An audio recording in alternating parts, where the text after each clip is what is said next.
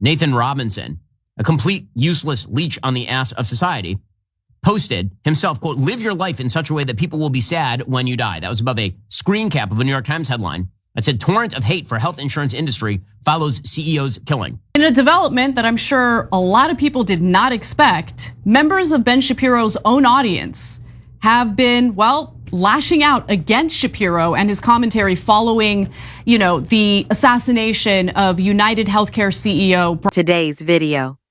Anna Kasparian takes us through an unexpected development. Ben Shapiro, a leading voice in conservative media, is facing an unexpected backlash, not from his usual critics on the left, but from his own audience after releasing a video defending the healthcare industry in the wake of the assassination of United Healthcare CEO Brian Thompson. Shapiro drew a wave of criticism from both conservatives and progressives. Is this the moment when populist anger at the corporate elite reaches a boiling point? Let's take a look at the controversy that has everyone talking. With nearly all Americans who do absolutely hate our broken healthcare system.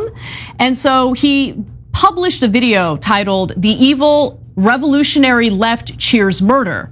Now, right off the bat, he's making a mistake by thinking that it's only people on the left who have been cheering on the murder or assassination of that executive. Fact of the matter is, a lot of people across the political spectrum had been either sharing that they feel no empathy for Brian Thompson or even going so far as to celebrating it. And if you take a look at the thumbnail for the video, he has an image of Taylor Lorenz. Ben Shapiro recently addressed the shocking murder of United Healthcare CEO Brian Thompson, condemning what he described as disturbing reactions of indifference or even celebration from segments of the public. Shapiro wasted no time framing this response as a symptom of the revolutionary left, accusing them of stoking violence through relentless criticism of systemic inequality and corporate power. In his characteristic style, he warned that such rhetoric risks normalizing revolutionary fervor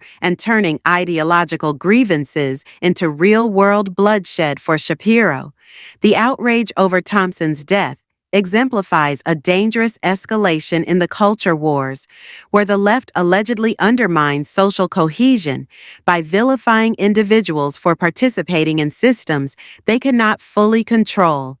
However, the backlash to Shapiro's commentary has been swift in revealing, coming not just from the left, but also from his own audience. Anna Kasparian of the Young Turk and many of Shapiro's viewers pointed out that the anger surrounding Thompson's murder and the broader healthcare system transcends partisan lines. Conservatives and progressives alike criticized Shapiro for dismissing this anger, claiming he is out of touch with the everyday struggles of ordinary Americans trapped in a broken healthcare system.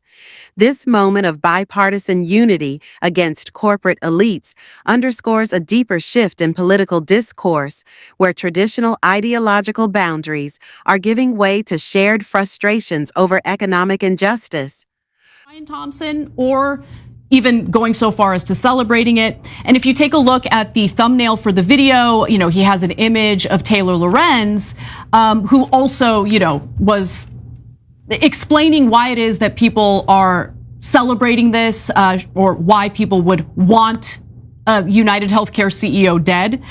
Shapiro went well beyond just condemning messages of joy or mockery about the shooting. That alone is totally understandable. In fact, we have done that ourselves. I don't ever want to encourage violence or murder. I don't think that's the way to solve the issues that we're having with our health. Anna Kasparian pulled no punches in her critique of the U.S. healthcare system, zeroing in on its systemic failures and the predatory practices of companies like United Healthcare.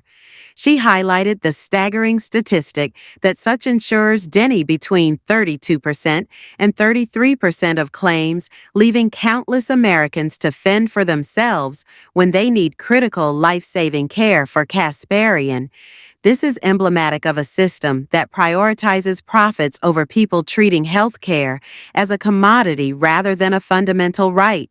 She argues that this profit-driven model not only fuels public outrage, but also exacerbates the growing divide between everyday Americans and the corporate elites who seem untouchable in their pursuit of Will Kasparian's sharp rebuke underscores the urgent need for reform in a system that is increasingly viewed as broken and unjust by both sides of the political spectrum. Screwed up predatory system he was a major player in. Take a look. Unfortunately, bubbling under the surface of all this is something very serious, really serious. What is that serious thing? The revolutionary left is creeping into the mainstream. The shooting of Thompson has unleashed a wave of evil from members of the left. Thompson was not a criminal. He wasn't even an advocate of death, the way, for example, abortion or euthanasia advocates are. Brian Thompson's great sin, according to these people, is that he was the head of a company that exists within a mixed private-public healthcare framework, and that he did his job. Because that's how health insurance actually works. Some things are covered and some things are not. And you may not like the application of the coverage and it may be bad. That is not an excuse for murder. So in case you missed it there, according to Ben Shapiro mounted a robust defense of Brian Thompson and the healthcare industry, asserting that decisions about coverage, however flawed, are inherent to the system and cannot serve as justification for violence or murder in a controversial comparison. Shapiro argued that reproductive rights advocates, such as those supporting an abortion or euthanasia, bear greater responsibility for systemic killing than corporate executives like Thompson. This rhetorical pivot, shifting the blame from corporate malpractice to cultural debates, reflects Shapiro's broader strategy of framing issues from the perspective of the wealthy and power.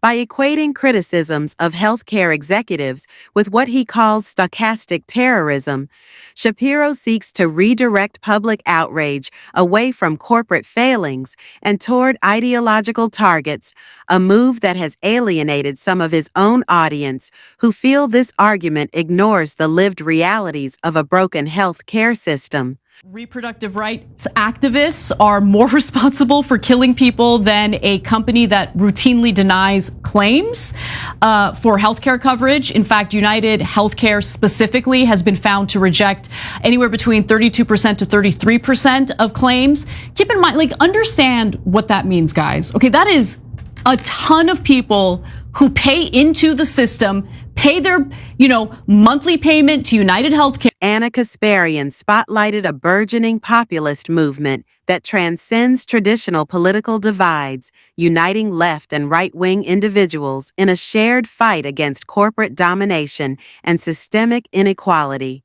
She highlighted audience comments that reject the outdated framing of these struggles as left versus right, instead recognizing them as fundamentally working-class issues. Viewers expressed mounting frustration with the unchecked greed of elite and corporations whose profit-driven practices inflict daily hardships on ordinary family in an era of political polarization. This rare moment of bipartisan solidarity underscores a deeper truth. Americans across the ideological spectrum are fed up with a system rigged in favor of the wealthy. And Power Kasparian's analysis reveals a growing consensus that the real battle isn't between left and right, but between the working majority and the corporate oligarchy that control their lives.